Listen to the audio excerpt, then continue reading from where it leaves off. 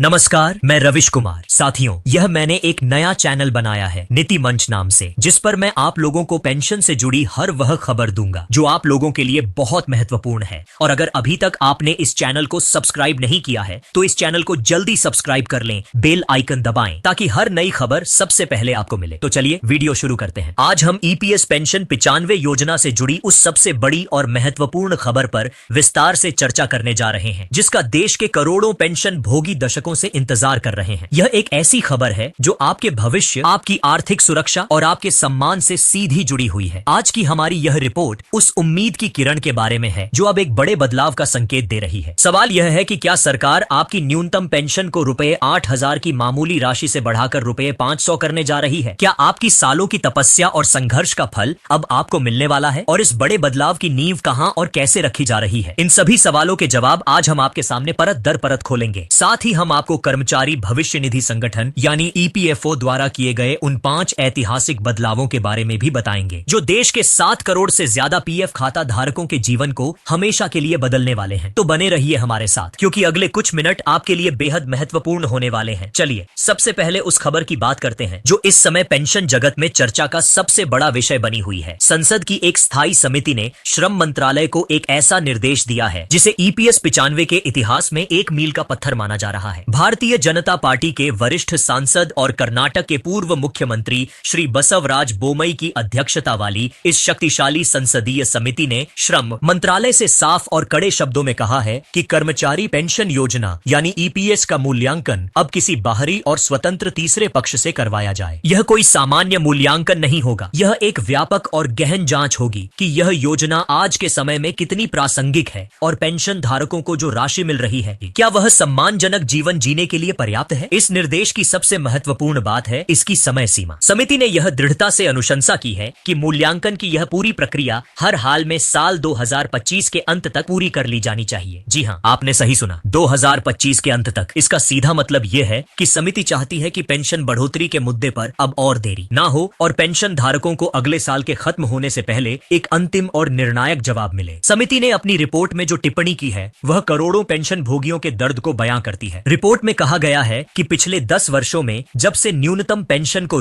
₹1,000 पर स्थिर किया गया है, तब से लेकर आज तक महंगाई कई गुना बढ़ चुकी है। जीवन जीने की लागत आसमान छू रही है। दवाइयों का खर्च, घर का किराया, खाने पीने का सामान, सब कुछ महंगा हो गया है, लेकिन पेंशन की राशि वहीं की वहीं अटकी हुई है। यह एक कड़वी सच्चाई है जिससे हर पेंशन भोगी हर दिन जूझ रहा है। आपको यह जानकर हैरानी होगी कि साल 1995 में जब यह योजना शुरू हुई थी, तब से लेकर आज तक यानी लगभग 30 वर्षों के लंबे अंतराल में इस योजना का कभी भी किसी स्वतंत्र तीसरे पक्ष द्वारा मूल्यांकन नहीं किया गया। यह पहली बार है कि बाहरी विशेषज्ञ इस योजना की खामियों और खूबियों की जांच करेंगे और यह तय करेंगे कि इसमें क्या सुधार होने चाहिए। समिति का यह कदम इस बात का संकेत है कि अब सरकार और व्यवस्था इस मुद्दे को गंभीरता से ले रही है। समिति ने श्रम मंत्रालय से यह भी कहा है कि वह इस मामले को पूरी तत्परता और प्राथमिकता के साथ ले और यह सुनिश्चित करें कि न्यूनतम पेंशन की राशि को बढ़ाया जाए ताकि पेंशन भोगी एक सम्मानजनक जीवन व्यतीत कर सकें। अब सवाल उठता है कि क्या वाकई में पेंशन 1,000 से बढ़कर 17,500 हो जाएगी? यह वह आंकड़ा है जिसकी मांग ट्रेड यूनियन और पेंशन भोगी संगठन लंबे समय से कर रहे हैं। उनका तर्क बिल्कुल सीधा और स्पष्ट है। आज के महंगाई के दौर में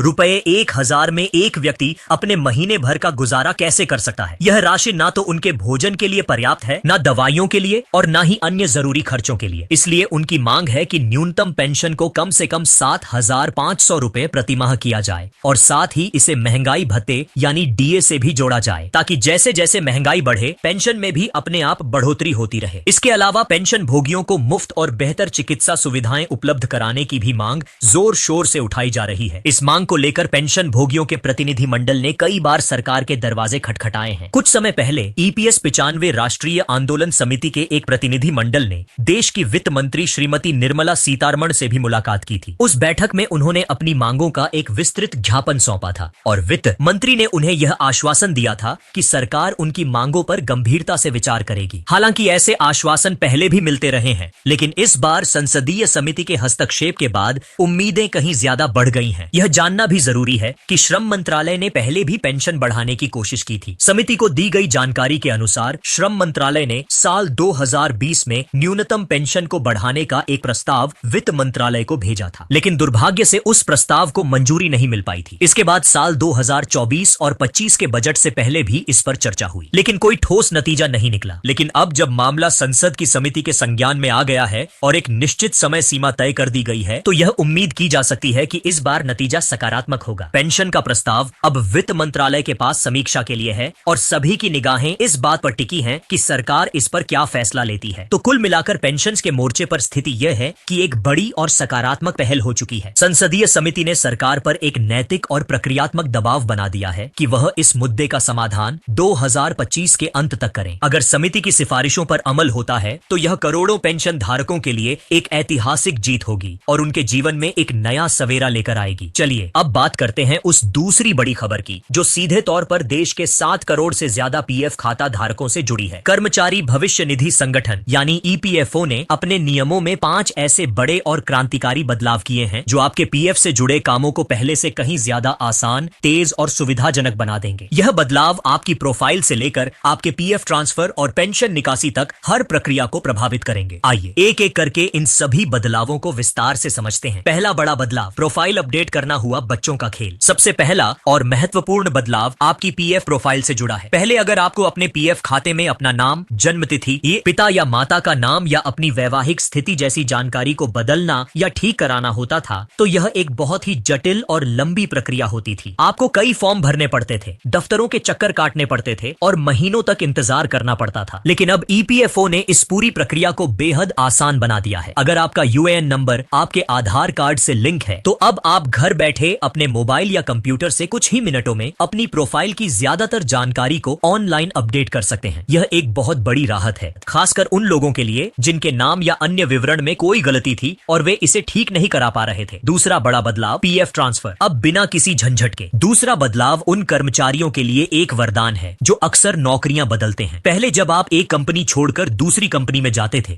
तो अपने पुराने पीएफ खाते का पैसा नए खाते में ट्रांसफर करवाना एक सिर दर्द से कम नहीं था। इसके लिए आपको पुरानी कंपनी की मंजूरी का इंतजार करना पड़ता था, जिसमें अक्सर बहुत ज्यादा समय लगता था और प्रक्रिया काफी उलझी हुई होती थी। लेकिन अब ईपीएफओ ने इस प्रक्रिया को पूरी तरह से सुगम और स्वचालित बना दिया है। अब आप बहुत ही कम समय में बिना किसी बड़ी औपचारिक चुनौती के अपने पीएफ का पैसा ऑनलाइन ट्रांसफर कर सकते हैं। इससे यह सुनिश्चित होगा कि आपका पैसा एक ही खाते में इकट्ठा होता रहे और आपको उस पर लगातार ब्याज मिलता रहे। तीसरा बड़ा बदलाव, जॉइंट डिक्लेरेशन फॉर्म अब हुआ डिजिटल। तीसरा बड़ा बदलाव जॉइंट डिक्लेरेशन की प्रक्रिया से जुड़ा है। यह वह प्रक्रिया है जिसके माध्यम से कर्मचारी और नियोक्ता मिलकर किसी जानकारी में सुधार के लिए आवेदन करते हैं। पहले इसके लिए भी आपको ऑफिस जाकर फिजिकल फॉर्म भरना पड़ता था और उसे जमा करवाना पड़ता था, लेकिन अब यह काम भी पूरी तरह से डिजिटल हो गया है। आप ऑनलाइन ही जॉइंट डिक्लेरेशन फॉर्म भर सकते हैं और जमा कर सकते हैं, जिससे आपके समय और मेहनत दोनों की बचत होगी। चौथा बड़ा बदलाव, सीपीपीएस व्यवस्था से कहीं भी किसी भी बैंक में पाएं अपनी पेंशन। यह चौथा बदलाव विशेष रूप से पेंशन भोगियों के लिए है और यह उनकी एक बहुत बड़ी समस्या का समाधान करता है। ईपीएफओ ने अब सेंट्रलाइज्ड पेंशन प्रोसेसिंग सिस्टम यानी सीपीपीएस को लागू कर दिया है। पहले होता यह था कि पेंशन भोगियों को अपनी पेंशन एक विशेष बैंक की विशेष शाखा से ही मिलती थी, जिससे उन्हें काफी असुविधा होती थी। लेकिन अब इस नई व्यवस्था के तहत आपकी पेंशन की राशि सीधे एनपीसीआई यानी national payments corporation of India के प्लेटफॉर्म के जरिए आपके किसी भी बैंक के खाते में सीधे जमा हो जाएगी। इससे न केवल भुगतान में होने वाली देरी खत्म होगी, बल्कि आपको यह आजादी भी मिलेगी कि आप अपनी सुविधा अनुसार किसी भी बैंक में अपना पेंशन खाता रख सकते हैं। यह पेंशन भोगियों के लिए एक बहुत बड़ा सशक्तिकरण है। पांचवा और अंतिम बड़ा बदलाव, अधिक वेतन पर अधिक पेंशन की प्रक्रिया हुई स्पष्ट। पांचवा बदलाव उन कर्मचारियों के लिए है जो अपने अधिक वेतन पर अधिक पेंशन पाना चाहते हैं। ईपीएफओ ने अब इस प्रक्रिया को लेकर नियमों को और ज्यादा स्पष्ट और पारदर्शी बना दिया है। सामान्य तौर पर आपके पीएफ की गणना एक निश्चित वेतन सीमा पर होती है, लेकिन अगर आप चाहते हैं कि आपकी पेंशन की गणना आपके वास्तविक यानी ज्यादा वेतन पर हो, तो अब इसके लिए नियम स्पष्ट कर दिए गए हैं। इसके लिए आपको अपने पीएफ खाते में अतिरिक्त राशि जमा करनी होगी। ऐसा करने पर भविष्य में आपको उसी अनुपात में अधिक पेंशन का लाभ मिलेगा। यह एक बेहतरीन विकल्प है जो आपको अपने सेवानिवृत्ति के बाद एक बड़ी और सुरक्षित आय सुनिश्चित करने में मदद करता है। इसके अलावा ईपीएफओ ने यह भी अनिवार्य कर दिया है कि जो निजी संस्थाएं या ट्रस्ट अपने कर्मचारियों का पीएफ खुद संचालित करते हैं, उन्हें भी ईपीएफओ के इन सभी नियमों का कड़ाई से पालन करना होगा। तो यह थे वह 5 बड़े बदलाव जो ईपीएफओ ने किए हैं और जिनका सीधा फायदा देश के 7 करोड़ से ज्यादा पीएफ खाता धारकों को मिलने वाला है। यह बदलाव न केवल प्रक्रियाओं को आसान बनाते हैं, बल्कि सिस्टम में पारदर्शिता और जवाब जवाबदेही भी बढ़ाते हैं। अंत में अगर हम आज की पूरी चर्चा का सार निकालें तो यह स्पष्ट है कि आने वाला समय ईपीएस पेंशन 95 पेंशन धारकों और पीएफ खाता धारकों दोनों के लिए बहुत ही महत्वपूर्ण और सकारात्मक बदलाव लेकर आ रहा है। एक तरफ जहां संसदीय समिति के हस्तक्षेप के बाद न्यूनतम पेंशन में ऐतिहासिक बढ़ोतरी की उम्मीद जगी है, वहीं दूसरी तरफ ईपीएफओ ने अपनी सेवाओं को डिजिटल और सुगम बनाकर करोड़ों कर्मचारियों के जीवन को आसान बनाने का काम किया है। हमारी नजर इन सभी डेवलपमेंट्स पर बनी रहेगी और जैसे ही कोई नई जानकारी सामने आएगी